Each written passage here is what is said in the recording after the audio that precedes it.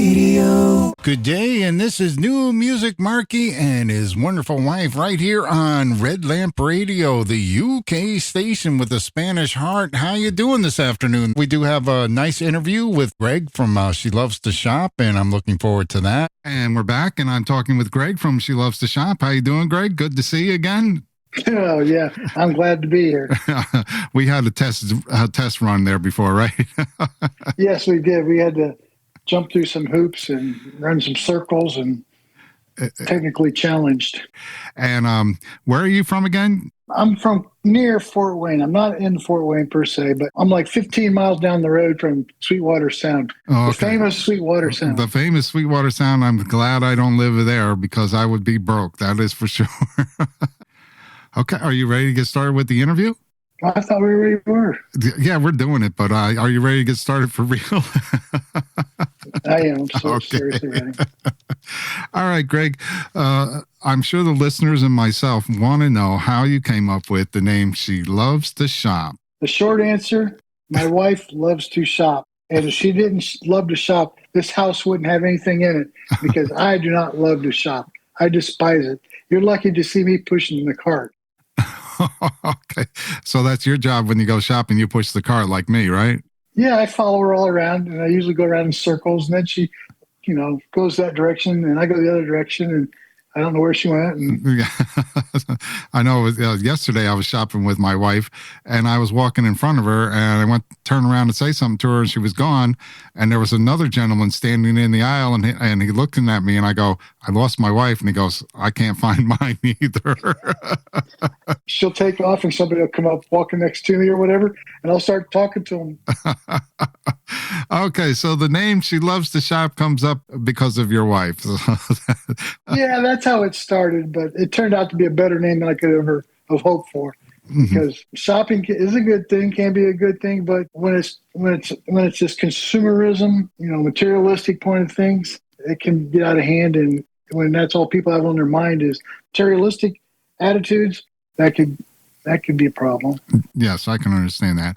And we can also find you on shelovetoshop.com. I forgot to mention that. That's how She Loves number 2. So who are some of your musical influences? My dad played guitar. He had his rockabilly country bands, and he played music up until I was old enough to drink. 21 years old, I can go to a club or a bar and watch my dad's band and often go up and sit in with them, play along, So it was really kind of cool to have a father to look up to. And he was a good musician. He taught me so much, There's more to playing music than just making the sounds. He taught me to pull it up, put the soul into it, and to play with feel. And I was also brought up with the attitude of everything is improvised. This interview, improvised. I got a lesson to learn. I'm going to practice something. Improvise. I'm not going to. I don't stick to the script. I improvise. That's what I do with the music. That's great. Well, I mean, your music sounds great. I like your music. It's very good. That's great that your dad was a guitar player. And did he sing? Also sing? Yeah, he sang. And I mean, when I was 5 years old, bands had practice at our house, and I'd be upstairs in the bedroom, and we had one of those big farmhouses with the grate in the floor. Oh yeah. You could look down through it, and there was the band downstairs just playing. I mean, I don't know how they expect us kids to sleep, but we'd be up there, just checking it out, listening to music. So, what is your recording process like? Do you go to a studio? I mean, you did mention Sweetwater Sound, and they have a studio, or do you record at a studio in your house? I set up my home studio. It's very simple now. I've downsized. I don't have a lot of gear. Here and there, you just keep accumulating what you learn to do. And think about this DAW business, right? For people who don't know, the digital audio workstation is editing. Digital editing is king. I mean, the sky's the limit. There's just, if you can master editing, then you're halfway there. And that leads to mixing, and it spills over and everything comes together, though. But when you know what you want, it's just a matter of time, and you'll figure it out.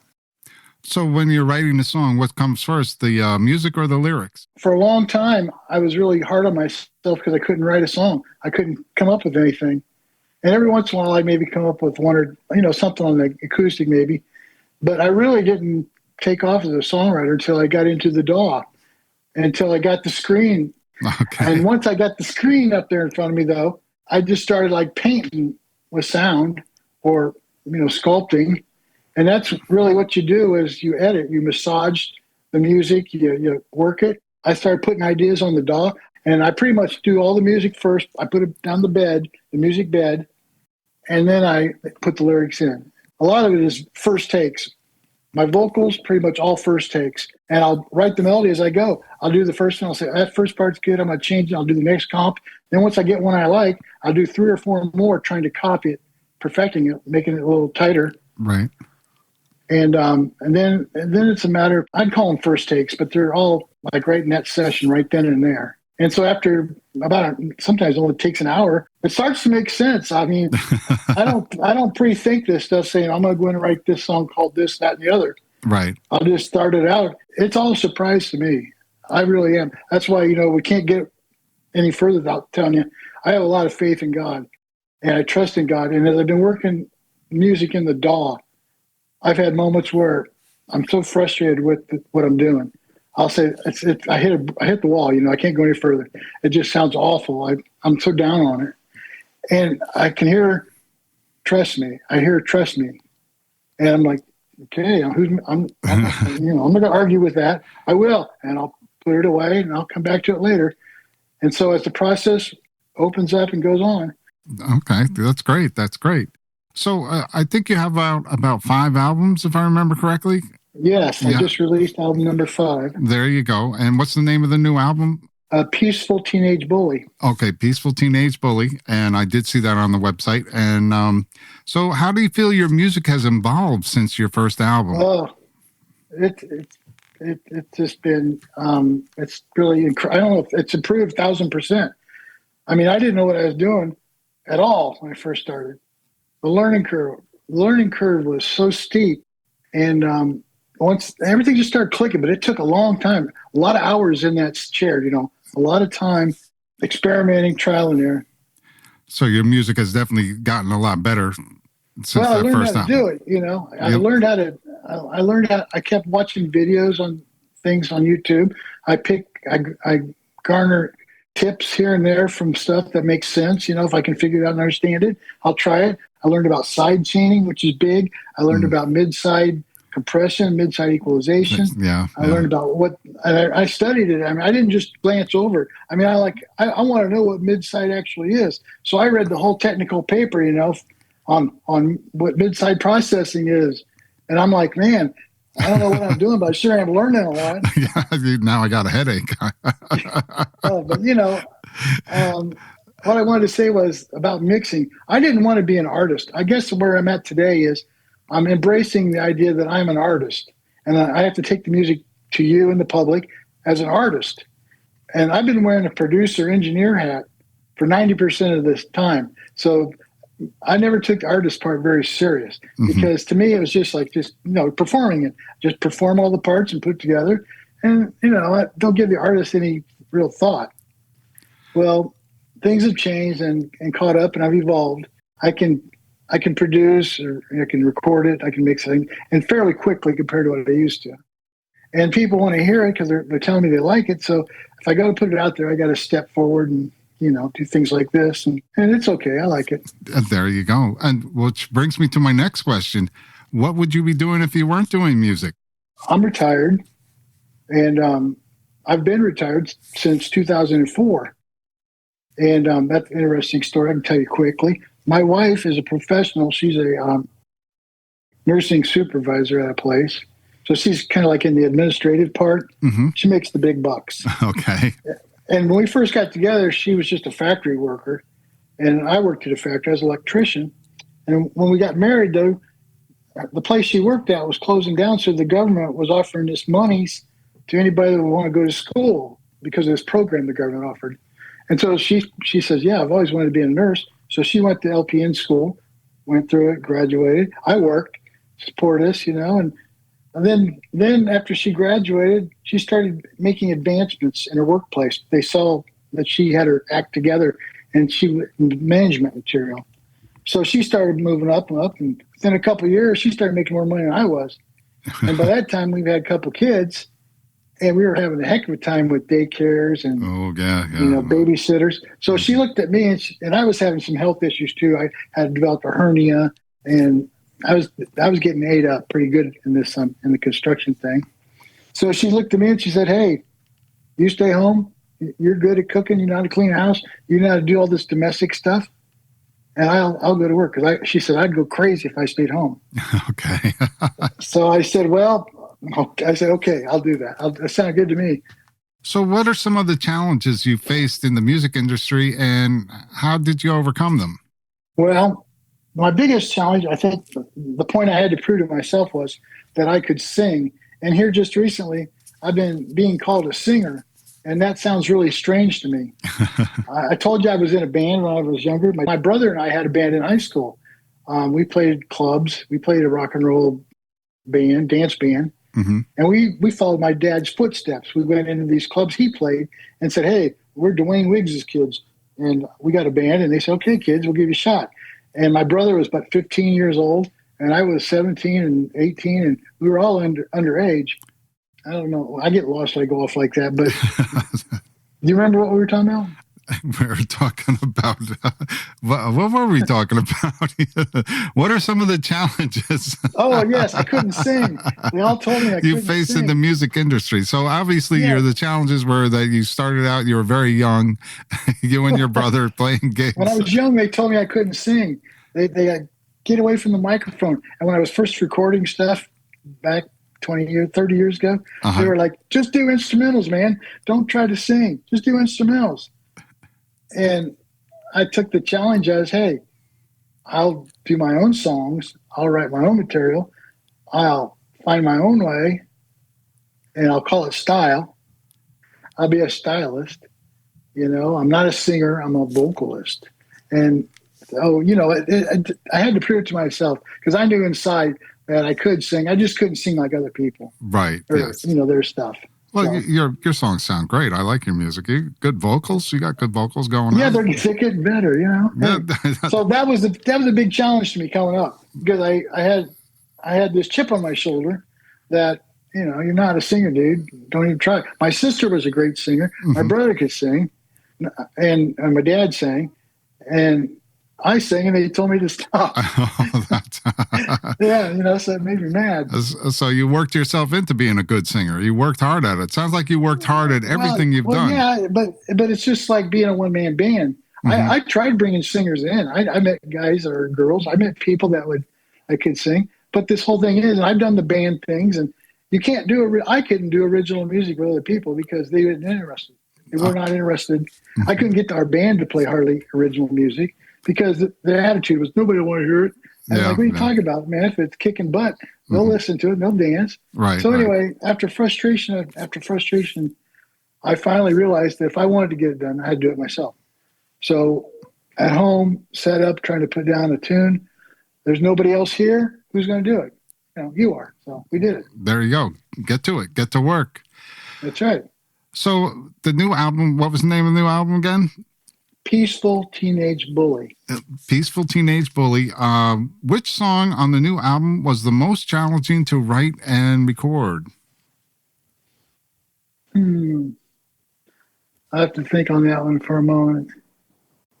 I don't know. They were all easy. That album, every song just flowed right out, huh?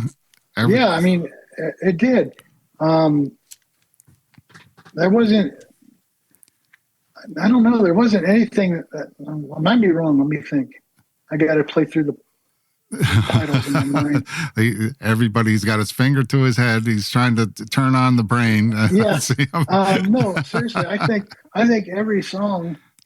So everything just clicked pretty easily for you on the album. It sounds like, and you just right. Yeah. For other people at home doing this is don't rush it. If you get stumped or if it's not working for you, let it go, quit, shut it down, move on to something else. If you know music and you got that ability to imagine it, you can hear what a song needs. And everything I do, I only do it if the song calls for it. I had that problem early on. I used to throw so much garbage in. You just listen to stuff and you really have to, you got to be a critical listener. Okay. Would you Learn like how to listen? Would you like to get into some of your music? Sure. So let's listen to some of your music. The first song I've got up is For the Girl I Adore off the new album, Peaceful Teenage Bully. And can you give us a short introduce the song to everybody, For the Girl I Adore? Yeah. You're familiar with the old group, Canned Heat? I'm sorry, say that again? You're familiar with Canned Heat? Uh-huh. The band? Okay. I was listening to some Canned Heat, and they're like the bluesy rock with the slide guitars, and Canned Heat, just, it's all-time classic. I'd been listening to some Canned Heat, and I thought, I'm going to do a song. I'm not going to copy Canned Heat, but I'm going to copy Canned Heat. I'm going to get that Canned Heat sound. So I went in with this little 3-chord progression riff thing, I just put it down and build on it. I put the rhythm and the bass, grabbed my metal slide, and I started doing some goofing around. I thought, yeah, okay, just do that, do that. And then we went back and edited through it, and cut out the bad parts, kept the good parts, and there you go. Blended it, stirred it up real nice, put a little seasoning on it. And there you go. And then we have For the Girl I Adore. So let's give it a listen. This is She Loves to Shop for the Girl I Adore.